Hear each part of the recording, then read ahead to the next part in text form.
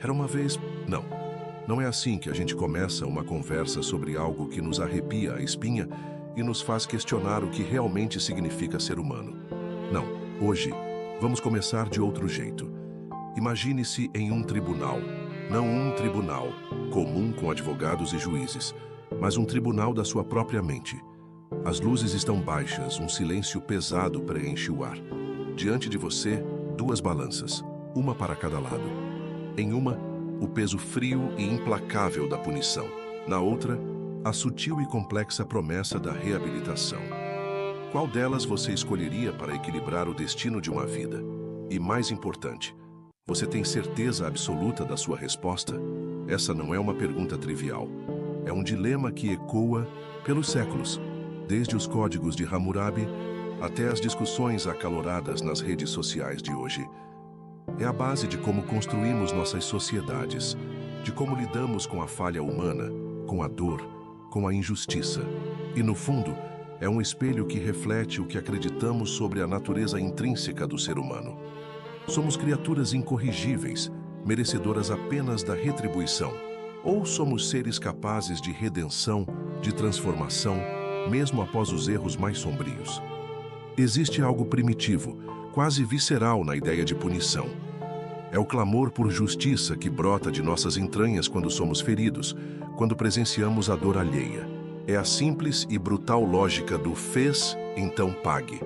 Sentimos uma espécie de alívio catártico, uma sensação de que a ordem foi restaurada, que o universo, de alguma forma, reequilibrou-se. É a mesma sensação que temos ao ver o vilão de um filme finalmente cair, ao testemunhar o triunfo do bem sobre o mal em sua forma mais crua. Mas pense comigo, essa satisfação, por mais real que seja, é duradoura? Ela realmente cicatriza a ferida da vítima? Ela impede que novas feridas sejam abertas? Considere o indivíduo que cometeu o crime. Ele é jogado em um sistema que muitas vezes é projetado para isolar, para estigmatizar, para quebrar. É um ciclo de dor que se retroalimenta.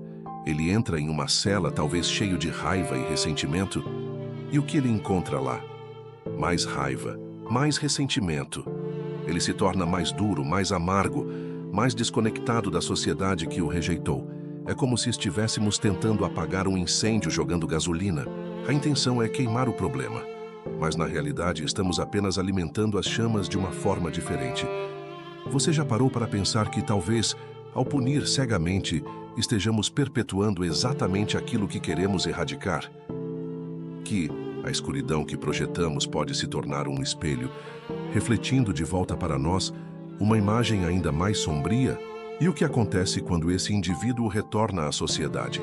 Ele carrega o peso do estigma, a marca indelével do ex-criminoso. Quem o empregará? Quem o aceitará? Sem oportunidades, sem um caminho claro para a reintegração, ele se vê encurralado. E muitas vezes o único caminho que ele conhece é aquele que o levou à prisão em primeiro lugar. É um ciclo vicioso, uma profecia autorrealizável, onde a punição se torna, ironicamente, um catalisador para a reincidência. Não é quase como se estivéssemos programando o fracasso? Agora vamos mudar o foco para outra balança, a da reabilitação. Essa palavra, para muitos, soa como fraqueza, como passar a mão na cabeça de quem errou. Mas eu te desafio a olhar mais de perto. A reabilitação não é sobre esquecer o crime, nem sobre desculpar o criminoso. É sobre um ato de coragem, uma aposta na capacidade humana de mudança, mesmo diante das maiores adversidades.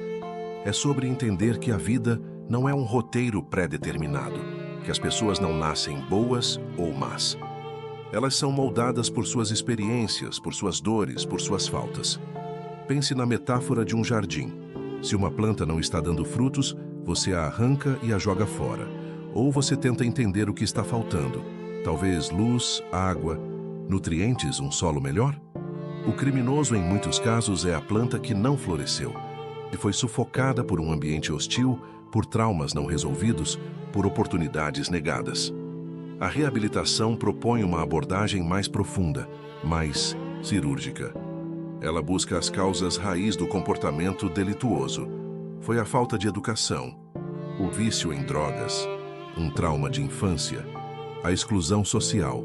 Quando olhamos para a história de vida de muitos infratores, é comum encontrar um rastro de negligência, abuso, desespero. Não estou dizendo que isso justifica o crime de forma alguma, mas estou dizendo que nos ajuda a entender o porquê. E ao entender o porquê, temos a chance de intervir de forma eficaz de quebrar o ciclo. Existe um paradoxo aqui. A punição, por mais que traga um alívio momentâneo, não torna a sociedade mais segura a longo prazo se não for acompanhada de algo mais. É como tentar curar uma doença crônica com analgésicos. Você alivia a dor, mas não trata a enfermidade. Reabilitação, por outro lado, é um investimento a longo prazo. É um ato de fé na capacidade de um indivíduo de se tornar um membro produtivo da sociedade, de contribuir, de resgatar sua dignidade. E quando isso acontece, a sociedade inteira se beneficia. Menos reincidência significa menos crimes, menos vítimas, menos famílias dilaceradas. Que é uma economia de recursos, sim, mas acima de tudo, é uma economia de vidas. Você já parou para pensar que o verdadeiro poder de uma sociedade não reside em quão severamente ela pune, mas em quão eficazmente ela consegue restaurar, reintegrar e redimir? Não é um sinal de fraqueza perdoar ou oferecer uma segunda chance. É um sinal de força, de maturidade, de um profundo entendimento da complexidade humana. É como aquela peculiaridade humana de rir do que não entendemos. Quantas vezes nos deparamos com comportamentos que nos parecem absurdos e, em vez de tentar compreender a motivação por trás deles, apenas os ridicularizamos ou condenamos? É mais fácil, não é? A reabilitação exige uma dose de humildade, de reconhecer que não temos todas as respostas, que o caminho da cura é muitas vezes tortuoso e exige paciência. Pense em um sistema prisional que se assemelha a uma universidade, onde os internos têm acesso à educação de qualidade, cursos profissionalizantes, terapia intensiva e programas de desenvolvimento de habilidades sociais.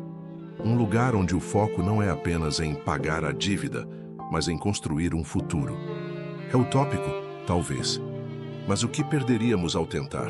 Existem países que já experimentam abordagens mais focadas na reabilitação e os resultados são, no mínimo, instigantes. Taxas de reincidência significativamente mais baixas. Indivíduos que se tornam empreendedores, artistas, defensores de causas sociais. Essas histórias não são contos de fadas. São a prova de que a semente da mudança reside em cada um de nós, esperando apenas o solo certo para brotar.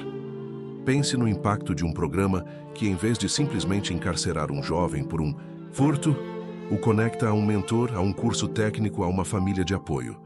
Qual é a probabilidade de ele voltar a cometer o mesmo erro?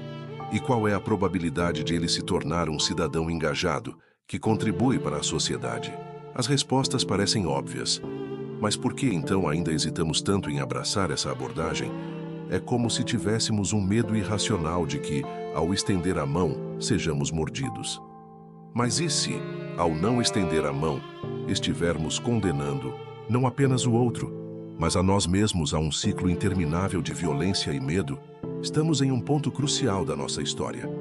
A criminalidade é um problema complexo, multifacetado, e não há soluções simples.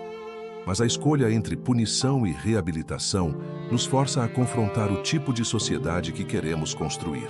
Queremos uma sociedade que se vinga, que exclui, que joga fora o que considera defeituoso?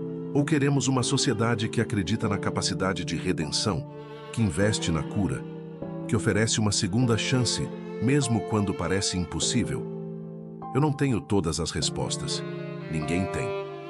Mas a minha pergunta para você é: se tivéssemos que decidir o destino de uma vida, a vida de um filho, de um irmão, de um amigo que cometeu um erro grave, qual balança você pesaria mais? A da punição implacável ou a da reabilitação transformadora? E mais importante, como podemos, cada um de nós, contribuir para construir um sistema de justiça que seja, de fato, mais justo? Não apenas no sentido legal, mas no sentido humano. É um convite à ação, sim, mas, acima de tudo, um convite à reflexão profunda. Porque, no final das contas, A forma como tratamos aqueles que falham diz muito mais sobre nós do que sobre eles. Este é o momento de ir além do superficial, de desafiar nossas próprias crenças e preconceitos. Porque a verdadeira justiça não é apenas sobre o que acontece no tribunal, mas sobre o que acontece dentro de cada um de nós. E a sua voz, a sua reflexão, a sua atitude podem ser a semente da mudança. O que você fará com ela? A decisão entre punição e reabilitação nos confronta com nossa própria humanidade. Qual balança pesaremos mais? A frieza da retribuição ou o calor da transformação? Sua voz importa. Compartilhe sua opinião nos comentários, reflita sobre esses dilemas e, acima de tudo, haja. Pequenas atitudes de empatia e busca por soluções, não apenas condenação, podem redefinir a justiça. O futuro que queremos, mais seguro e humano, depende de nós. Qual passo você dará hoje?